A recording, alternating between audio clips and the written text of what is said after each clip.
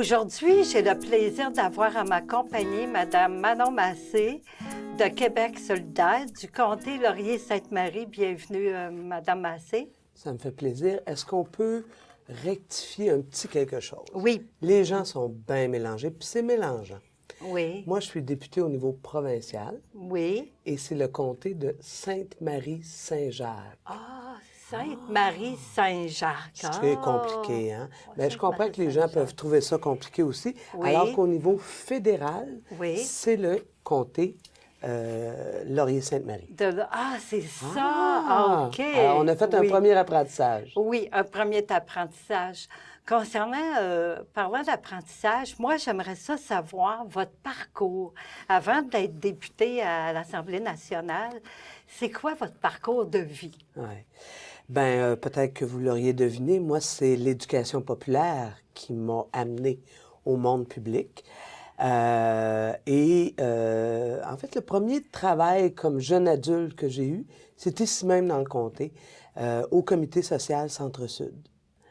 Il y a de cela plusieurs années.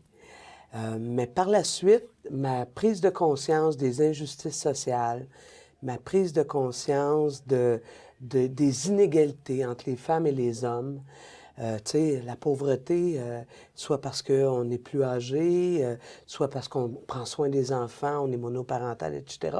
La pauvreté, elle est beaucoup féminine. Donc, ça m'a amené dans mon parcours de vie, après avoir travaillé au Comité social Centre-Sud, ça m'a amené à la Fédération des femmes du Québec. OK. Pour, peut-être qu'il y en a qui s'en souviendront, pour la Marche du pain et des roses. Oui, en 95. En 1995, ça, oui. exactement. Alors, j'étais une des responsables de la Marche du pain et des roses en 1995, qui a découlé vers l'organisation de la Marche mondiale en 2000. J'étais une actrice importante. Et si ma mémoire est bonne, c'est à partir de ce moment-là où, là, j'ai découvert vraiment les centres de femmes. Et avant de devenir députée, j'aime à dire que j'ai terminé ma carrière dans un centre de femmes. Dans un centre de femmes. Combien de temps vous avez été à la Fédération des femmes du Québec? Environ 8 ans. De 1900... Bien, c'est parce que j'y étais de façon militante dans un premier temps, parce que pour l'organisation de la Marche du pain et des roses, j'étais pas rémunérée, j'étais là sur une base militante. Puis ensuite, comme coordonnatrice de la comme coordonnatrice de la Fédération des femmes du Québec durant la Marche mondiale des femmes. Okay. Puis pour le centre de femmes, vous avez travaillé là combien de temps? J'ai été au centre des femmes, je travaillais à Laval. À Laval? Oh, oui, je sautais sur mon vélo, parce que j'habitais ici dans le centre-sud. Je sautais sur mon vélo, je montais la côte, j'allais jusqu'au centre des femmes de Laval, où j'y ai travaillé pendant 10 ans. Pendant 10 ans? Oui, jusqu'à temps que je sois élue. Oui. Puis parlant de ça, qu'est-ce qui vous a amené à avoir le goût de devenir député? Combien de temps ça a pris avant d'être élu? Ce qui m'a donné le goût, c'est définitivement ma volonté de changer les choses. Comme vous voyez, j'ai été pendant 20 ans, 25 ans à lutter pour le droit des minorités, le droit des femmes, faire en sorte qu'il y ait plus de justice, l'aide sociale. Je me suis tellement battue pour permettre aux gens de vivre dans dignité, les droits des minorités, les droits des nouveaux arrivants. Alors, je me suis battue toute ma vie et je voyais que gouvernement après gouvernement, on se retrouvait encore toujours dans les mêmes situations. Alors donc, c'est durant la Marche mondiale de l'an 2000, exactement, je peux vous dire, là, c'est le 2 octobre 2000 où je me suis dit, où là, le gouvernement qui était là à l'époque a donné des miettes aux femmes, a comme considéré les femmes qui voulaient éliminer la pauvreté et les violences faites aux femmes, a répondu de façon inacceptable. Et là, moi, je me souviens comme responsable qui avait mobilisé la planète entière pour transformer les situations de vie des femmes. Nous faire répondre comme ça par notre gouvernement de l'époque, ben moi, je me suis dit, il reste juste un chemin, c'est de former notre propre parti politique. Bon, ça leur a pris un certain nombre d'années, mais c'est après ça, avec Mme Françoise David et beaucoup d'autres, où on a décidé de former Option citoyenne dans un premier temps, ensuite Québec solidaire et j'ai été la première candidate dans Sainte-Marie-Saint-Jacques pour ce nouveau parti, Québec solidaire. Pourquoi? Une seule raison, Louise, changer le monde. Je trouve que la politique n'est plus au service de la population. C'est pour ça qu'on a fondé Québec solidaire. On trouve que, année après année, les politiciens mettent l'économie au service de juste les extrêmement riches qu'on appelle le 1 %. Et nous, à Québec solidaire, on pense qu'un gouvernement, sa première responsabilité, c'est d'être au service de son peuple.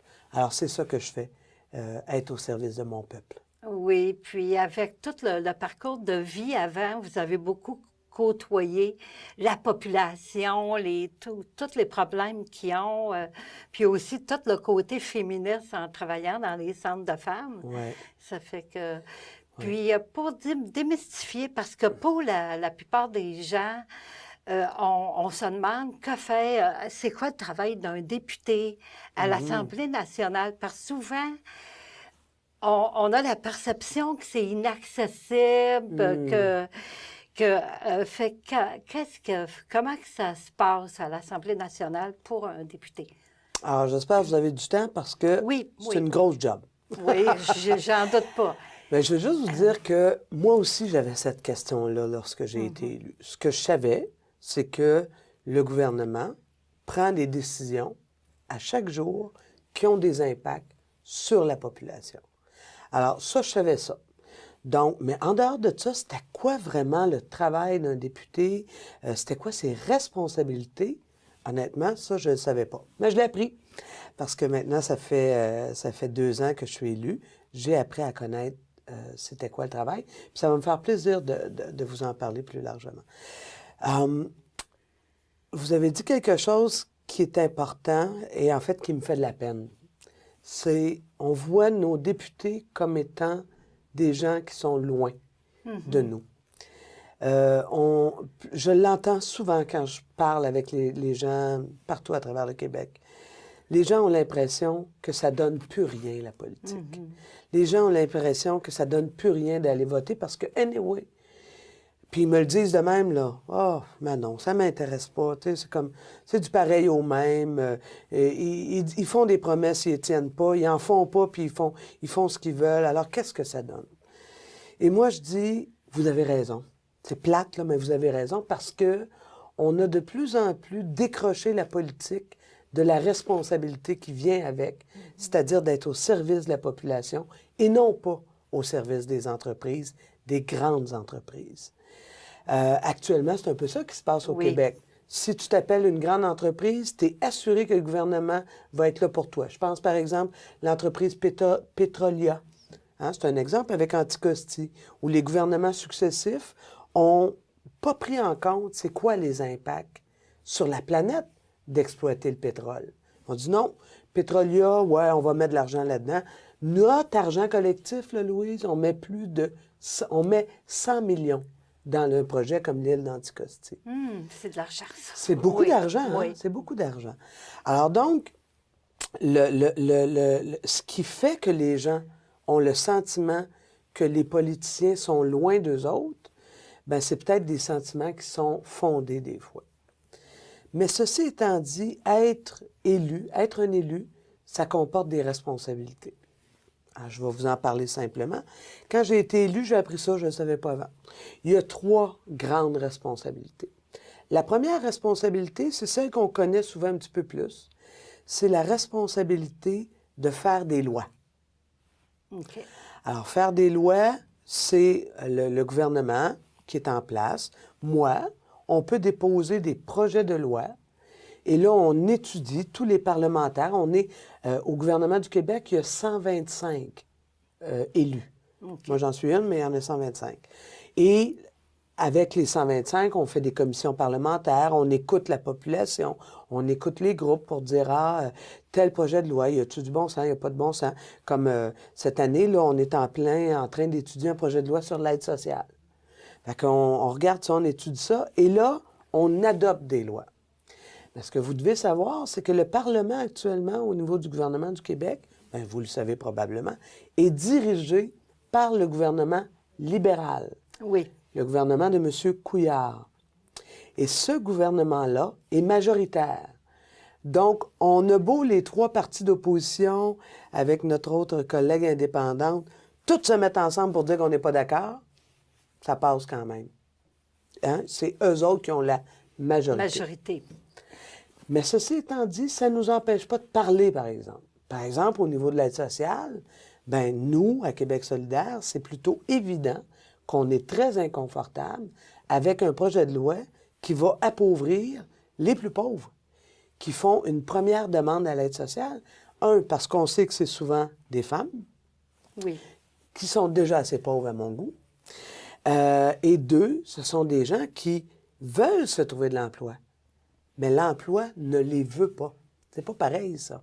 Alors donc, bon, toutes sortes de raisons, mais c'est pour vous expliquer que quand le gouvernement est majoritaire, ben les partis d'opposition, on a beau faire tout ce qu'on peut pour essayer de rendre les projets de loi plus représentatifs de l'ensemble des positions de la population du Québec, mais c'est très difficile. Ça, c'est notre première responsabilité. Oui. Ce qu'il faut que les gens saisissent, c'est que le temps de parole qu'ont les partis pour poser des questions, pour faire des interventions en chambre, pour faire des interventions durant les commissions parlementaires, ce temps-là est réparti entre les députés. Je vais juste vous donner un exemple. Quand on est en chambre, là, la période de questions qu'on voit souvent à la télévision, que souvent les gens écoutent, ben je vous donne juste cet exemple-là, c'est-à-dire que à chaque jour, il peut se poser à peu près 9 ou 10 questions. Les partis d'opposition posent des questions au gouvernement. Mais moi, comme député, là, et mon parti comme député, on a le droit seulement à 3 questions par 2 semaines et demie. Par 2 semaines et demie. Par 2 semaines et demie. Fait que c'est pour ça, des fois, les gens me disent, ben Manon, on ne te voit jamais, etc. Mais je peux pas. J'ai le droit, moi, Manon Massé, à poser une question par 2 semaines et demie. Ah bon? Hein? Alors que, pour donner le premier parti d'opposition, qui est le Parti québécois actuellement, lui peut avoir jusqu'à 6 questions par jour.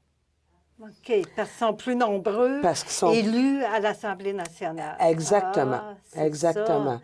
Alors donc, ça explique des fois pourquoi on entend moins, parce que c'est vraiment comme ça que ça fonctionne. Le premier parti d'opposition a plus de temps, le deuxième en a un petit peu moins, et nous, on est considérés comme indépendants. Ça, c'est compliqué, il va falloir que je revienne te parler juste de ça. Oui. Mais bref, donc j'ai une question par 2 semaines et demie. Alors ça, c'est à l'intérieur. Ça, c'est notre premier rôle, c'est d'être un législateur, donc de voter des lois à l'intérieur du Parlement. Souvent, quand on pense à député, là, c'est surtout à ça qu'on pense. Mais on a un deuxième rôle vraiment important. Et ça, je pense que les gens qui nous écoutent doivent le comprendre parce que ça les concerne. Notre deuxième rôle, c'est d'être le pont entre les besoins de nos communautés, les besoins des gens qui vivent dans nos communautés et l'appareil de l'État du Québec. Par exemple, si toutefois les gens ont des problèmes avec la Régie des rentes du Québec, ils ont des dossiers qui traînent, ils ont des besoins de faire une révision, ils ont fait des demandes puis ils ont été rejetés sans raison valable. Ben nous, comme députés, vous pouvez venir à notre bureau et on est le pont entre la Régie des rentes du Québec, l'aide sociale, Revenu Québec, Hydro-Québec, tout ce qui concerne le gouvernement du Québec, la Société automobile du Québec, la CSST, toutes ces institutions-là, on a la responsabilité d'aider les citoyens à régler leurs problèmes face aux appareils de l'État. Okay. C'est sûr que si vous venez me voir pour me dire que vous trouvez que ça n'a pas de bon sens, par exemple, les coupures qui sont faites actuellement dans le système de santé, etc., ah oui. hein, ça, on s'entend tout le monde, ou auprès des centres à la petite enfance, des choses comme ça, Bien là, je peux accueillir ces demandes-là, mais c'est pas moi qui prends les décisions au gouvernement. Ça, il faut bien comprendre le rôle que joue notre député à l'intérieur du Parlement. Mais ceci étant dit, moi, quand vous venez me voir, c'est évident. Bon, quand vous venez me voir, c'est évident que je vais porter votre parole à l'Assemblée nationale pour dénoncer des choses, pour dire, mais quand c'est une situation personnelle, comme individu, et que là, vous avez besoin que votre député soit avec vous pour vous défendre devant l'appareil de l'État, ça, c'est notre deuxième rôle. Puis ça, c'est pas compliqué. Vous appelez au bureau de votre comté. Vous pouvez m'appeler. En fait, si vous habitez dans Sainte-Marie-Saint-Jacques, c'est moi que vous appelez parce que mon collègue Alexandre Leduc n'a pas été élu dans Hochelaga-Maisonneuve. C'est Mme Poirier que vous appelez. Tu sais, tout dépendamment. Mais la première affaire, c'est appeler donc le premier numéro qui vous vient en tête, et là, on va vous diriger, nous autres. On va vous aider pour dire c'est plus, non, vous n'êtes pas dans mon comté, vous êtes là. Mais tous les comtés, même si c'est un gouvernement, un député libéral, là, tous les comtés du Québec, la responsabilité du député, c'est de représenter leur commettant auprès des institutions du gouvernement du Québec. Ça, c'est notre deuxième rôle.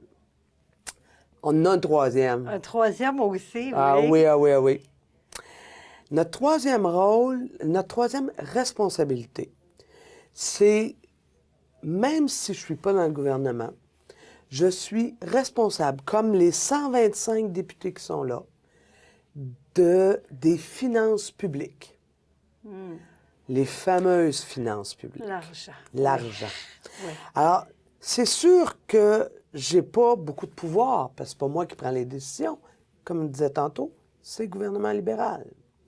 Ceci étant dit, j'ai quand même comme député la responsabilité de dire, vous savez, et actuellement, c'est beaucoup un rôle que moi je joue comme député solidaire, de dire actuellement, les coupures et les compressions dans le portefeuille collectif, hein, c'est ça la beauté d'un État, c'est qu'on met notre argent en commun pour nous donner des services collectifs. Bien, actuellement, on trouve pas mal que ce gouvernement-là est en train de couper dans des services qui, moi, comme féministe, me fait beaucoup de la peine, qui ont des impacts directs sur les femmes. Sur les femmes. Direct.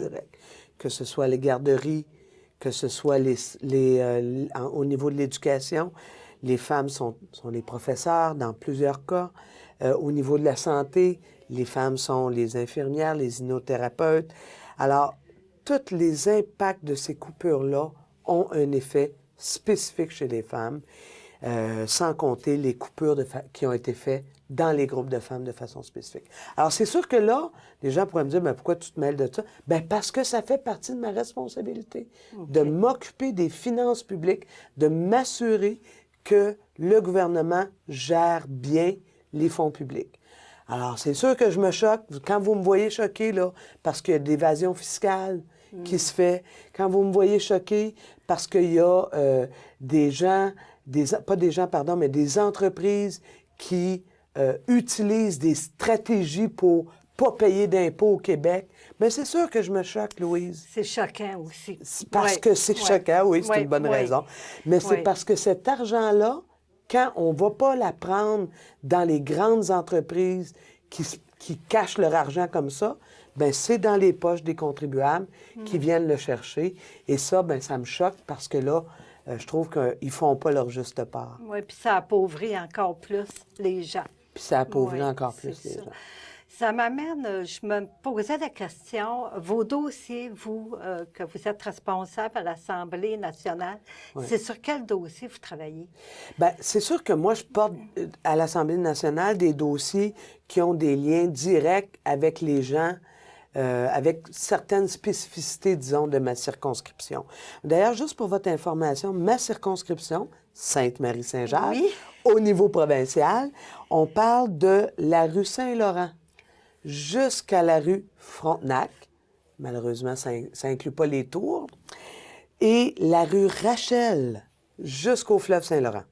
Alors, c'est ça la circonscription Sainte-Marie-Saint-Jacques.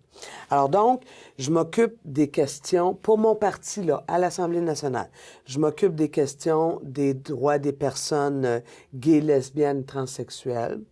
Je m'occupe du dossier femmes, qui est un dossier que je connais bien depuis plusieurs années. Je m'occupe du dossier transport, toute la question du transport collectif. Hein, déjà, avec Alexandre, on a fait une grosse bataille pour que la 125 passe plus souvent. C'était nécessaire. On a fait une pétition, tout ça, puis ça a fonctionné.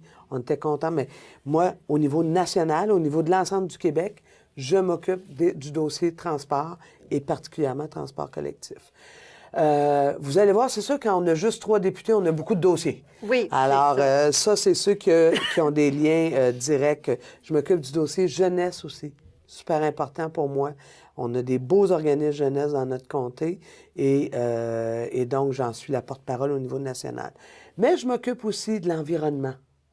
C'est un dossier qui me tient tellement à cœur, ça, Louise. Vous savez, si on ne prend pas plus soin de notre environnement, là, nos petits-enfants, là, ça ira pas bien. Ils vont en payer le prix. Hein? Ils vont en payer le prix. Ouais. Puis on le sait qu'internationalement, les preuves sont faites. Les changements climatiques vont avoir des impacts majeurs. Et c'est pour ça que nous, à Québec solidaire, on dit il faut, dès maintenant, abandonner le pétrole. Ça ne veut pas dire de mettre ton char à fourrière demain matin. Ça veut dire, comme gouvernement, investir aujourd'hui pour nous assurer qu'on va le prendre, ce virage-là, qui va faire que dans 10, 15, 20 ans, 30 ans, on ne sera plus dépendant du pétrole comme aujourd'hui. Donc, il ne faut pas me partir sur la question du dossier de l'environnement parce que là, je pars de ça. Alors, l'environnement, je m'occupe des forêts, faune, parcs, forêts, etc. Je m'occupe du mode de scrutin. Le mode de scrutin, qu'est-ce que c'est au juste, ça, le fameux mode de scrutin? Bien, je suis très heureuse que vous me posiez cette question-là. Pourquoi? Le mode de scrutin, c'est le fait qu'on va voter aux 4 ans. C'est ça le mode de scrutin, comment ça fonctionne. Ici, au Québec, là, comment ça fonctionne, puis ça, tout le monde le sait depuis longtemps, c'est que ou bien tu gagnes tes élections ou bien tu perds. Hein? Oui. Si je reprends le langage populaire. Là. Mais pourquoi ça? C'est parce que quand tu votes pour un candidat dans ta circonscription. Et si ton vote que tu mets dans la petite boîte, si la personne pour qui tu as voté, c'est elle qui l'emporte, bien, tu as gagné tes élections. Oui. Ton vote, il a compté. Mais si la personne pour qui tu as voté sur ton bulletin de vote ne gagne pas dans la circonscription, ton vote est complètement, il vaut rien. Ah, OK, c'est ça la nuance, OK. Bien, tu comprends que dans la démocratie, là, c'est très grave que notre vote compte pas. Alors, c'est pourquoi le mode de scrutin, actuellement, c'est un grand nom, mais je vais le dire quand même parce que des choses qu'on entend, on dit que ça fonctionne comme uninominal, donc une nomination à un tour, uninominal à un tour. Mais ça, là, ça crée là, des distorsions terribles. Ce qu'il faut, c'est changer le mode de scrutin. Que tu vas aller voter une fois ou 4 ans, tout ça, c'est la même chose, mais qui fait qu'il va être plus proportionnel, il va être plus représentatif de la volonté qui s'exprime sur les bulletins de vote par les Québécois et Québécoises. Okay. Puis ça, bien, on appelle ça un mode de scrutin proportionnel. Proportionnel. Mais on va en entendre parler parce que ici au Québec, là, moi, là, Louis, je vous dis, là, moi, ça fait 20 ans que je lutte pour un mode de scrutin représentatif de la volonté des Québécois et Québécoises. Oui. Ça n'a jamais bougé, peu importe le gouvernement qui était au pouvoir. Là, au niveau fédéral, on a le même mode de scrutin au niveau fédéral. Là, on a un gouvernement libéral au niveau fédéral qui, lui, semble prêt à revoir le mode de scrutin pour le rendre plus proportionnel. Alors là, ça serait vraiment fou si on changeait le mode de scrutin au niveau fédéral, puis on ne changeait pas au niveau du Québec. Okay. Alors moi, j'invite vraiment la population à s'occuper, à se préoccuper de cette question-là du mode de scrutin, parce que ma petite enquête à moi me fait dire que les gens, surtout les jeunes, se désintéressent de plus en plus de tout ce qui est électoral parce qu'ils se disent « Ah oui, j'irais bien, mettons, j'irais bien voter pour telle personne, mais je sais qu'elle ne va pas l'emporter. » Fait que dans le fond, qu'est-ce que ça me donne? Je vais perdre mon vote. Moi, en démocratie, ça se peut pas. On n'a pas le droit de perdre des votes. Oui, c'est vrai. Puis c'est décourageant aussi dans ce temps-là. Là. Absolument. Il faut que les gens restent quand même motivés à aller voter. C'est ça, c'est le droit de parole qu'on a dans le droit de la démocratie. La démocratie, ouais. C'est ça la démocratie. Alors, la démocratie, oui. C'est aller voter aux 4 ans. Mais c'est aussi, je pense, il faut exiger à nos députés. Alors, j'invite tout le monde là, à exiger à moi, là, Manon Massé, comme député, à rendre des comptes sur ce que je fais à l'Assemblée nationale. C'est pas vrai qu'on vote aux 4 ans, puis après, on s'en occupe plus. Il faut s'en occuper. Oui, c'est vrai. J'ai entendu parler justement parce que vous êtes proche de la population. Ça, c'est un plus, c'est très important à mes yeux, puis aux yeux de plusieurs personnes. J'ai entendu parler qu'il y avait les lundis de Manon. Qu'est-ce que c'est que les lundis de Manon? Bien, c'est cette volonté que mon équipe et moi, on a eue dès que j'ai été élu, de se rendre accessible à la population. Je dois rendre des comptes à la population. Alors donc, en discutant avec les gens, on avait fait des assemblées publiques et tout ça, puis les gens avaient dit, regarde, il faut être plus en contact. Fait qu'on a mis sur pied 2 outils. Un premier outil qui est les lundis de Manon, donc à tous les premiers lundis du mois, on vient d'en vivre un, justement, oui. Là. À tous les premiers lundis du mois, j'invite la population de ma circonscription à venir à ma rencontre dans nos bureaux sur la rue Ontario. Puis on fait une séance à 3 heures et une séance à 6 heures, à 18 heures. Et là, j'invite les gens et pendant 1h30 à peu près, je leur explique ce que j'ai fait dans le dernier mois à l'Assemblée nationale, les dossiers que je défends, les positions que j'ai prises, et je réponds à leurs questions. Et des fois, les citoyens me disent, eux ou elles me disent qu'est-ce qu'ils veulent que j'aille dire à l'Assemblée nationale. Alors donc, c'est un échange entre les citoyens et citoyennes et moi à tous les premiers lundis du mois. Mais on a un autre moyen, parce que pas tout le monde qui peut se déplacer. Vous savez, Louise, ici, dans le coin, on n'a plus de journaux de quartier depuis plusieurs années. C'est vrai. C'est triste, ça. C'est très triste. Et moi, comme député, je trouve ça vraiment plate parce que je ne peux pas être en discussion, en relation avec les citoyens de ma circonscription. Alors, encore là, avec mon équipe, on a décidé de mettre sur pied une infolette. Alors, donc, à peu près une fois par 6 semaines environ, 6 semaines, 2 mois, là, ça dépend l'épaisseur des actions qu'on a fait. On envoie par courrier électronique une infolette aux gens qui s'inscrivent sur la liste. Et pour ce faire, c'est très, très facile. Vous écrivez à mon adresse courriel manon.mas, parce qu'il n'y a pas d'accent aigu. Donc, manon.mas.smsj, Sainte-Marie-Saint-Jacques, SMSJ, à commercial, asnat.qc.ca. Alors, c'est des façons de rendre la démocratie vivante. Et ça, Louise, pour moi, c'est tellement important. Pourquoi? Bien, parce que la politique, c'est pas ce que vous voyez à la télévision. Ça, c'est un spectacle qui est fait pour les médias. La politique, c'est de donner, René Lévesque avait dit ça un jour, c'est de donner tous les outils au peuple pour qu'il soit capable de prendre les bonnes décisions pour lui-même. C'est ça, la démocratie. C'est ça. Moi, c'est ça que je veux m'appliquer à faire et que tout mon Parti Québec solidaire, dans toutes les circonscriptions, on veut faire. Rendre la démocratie aux gens.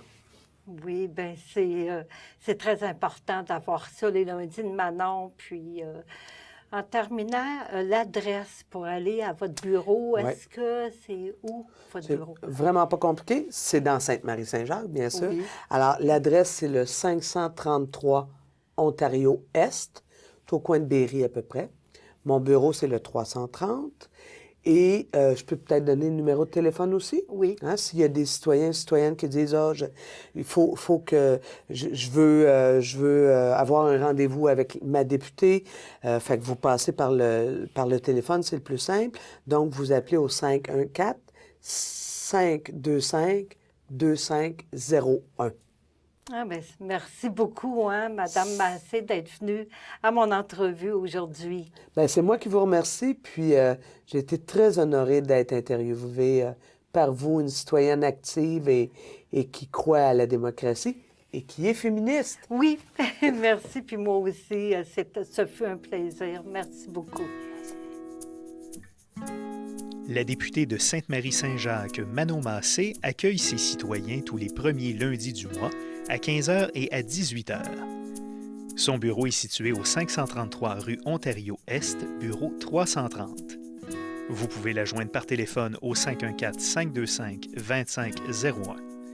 Vous pouvez aussi vous inscrire à son infolettre à l'adresse suivante manon.massé sans accent .smsj@asnat.qc.ca.